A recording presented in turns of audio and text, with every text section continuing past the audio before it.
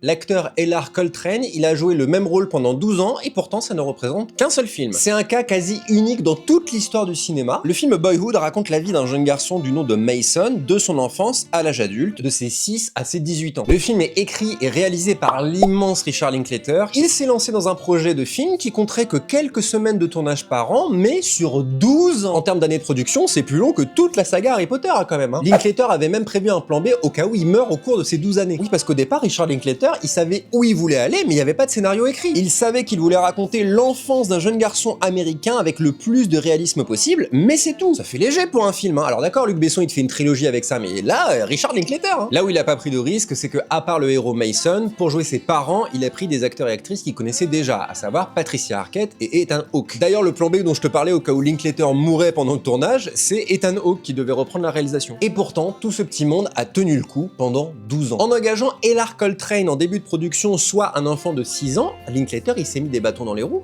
tout seul. Déjà, comme je te l'explique dans ma vidéo sur la plateforme rouge là, qui est consacrée au tout premier enfant star d'Hollywood, il y a la loi Coogan. C'est l'histoire de ce gars que je te raconte sur la plateforme. Mais en gros, cette loi a largement complexifié l'emploi de mineurs dans des films à Hollywood. Et tant mieux, c'est pas du tout un regret quand je dis ça. Ellar Coltrane a d'ailleurs largement influencé la trame du film parce que les événements sont parfois issus de discussions entre lui et le réalisateur. Le passage du camping notamment est le fruit d'une discussion entre Linklater et Coltrane. Tous les ans, Linklater y regardait les rushs des années précédentes pour décider ce qui allait se passer dans la suite du film. Tout ce petit monde se réunissait environ 3-4 jours par an pour tourner les nouvelles scènes, sans savoir comment cette histoire allait se conclure et sans savoir si Linklater allait réussir son pari. En 2013 sort Boyhood, dont le tournage a débuté en 2002. Une petite galère de dernière minute, enfin l'année précédant la sortie du film, en fait Boyhood devait s'appeler 12 Years. Un an avant Boyhood sortait 12 Years a Slave. Un sujet considérablement différent de Boyhood. Oui, Christopher Nolan a dit que c'était son film préféré de l'année 2014, toujours sympa, et comme le dit un célèbre TikToker du nom de CHP, le film est très réussi. J'ai aimé la manière dont le réalisateur va montrer le quotidien, ces moments entre les moments clés de l'enfance. Par exemple, on voit pas forcément son premier baiser, sa première fois, la première fois qu'il a vu Le Seigneur des Anneaux dans une salle de cinéma, je m'identifie beaucoup trop. Ces moments qu'on a toutes et tous connus, ces moments qui font comprendre à un enfant que tout dans la vie n'est pas beau. Bon bref, vous allez aussi chialer.